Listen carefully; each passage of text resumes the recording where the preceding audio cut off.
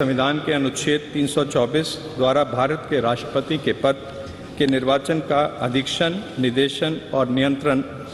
भारत निर्वाचन आयोग में निहित है और यतः श्री रामनाथ कोविंद की पदावधि का अवसान वर्ष 2022 के जुलाई मास के 24वें दिन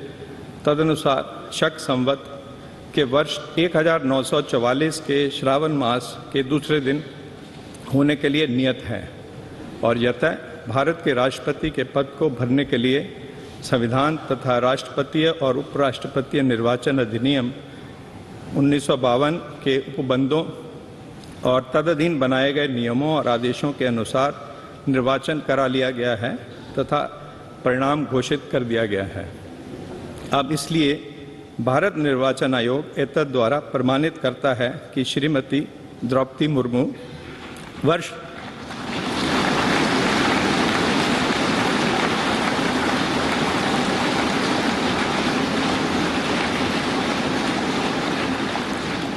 2022 के जुलाई मास के 21वें दिन तदनुसार शक संवत के वर्ष 1944 के आषाढ़ मास के 30वें दिन भारत के राष्ट्रपति पद के लिए सम्यक रूप से निर्वाचित हो गई हैं।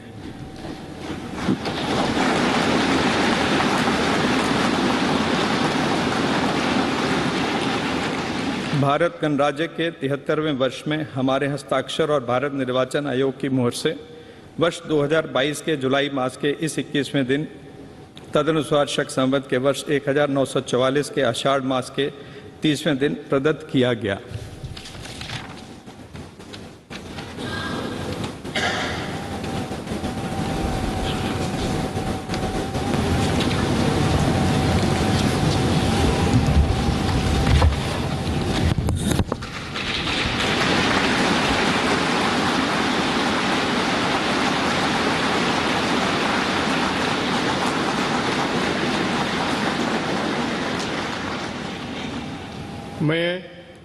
मैं द्रौपदी मुर्मू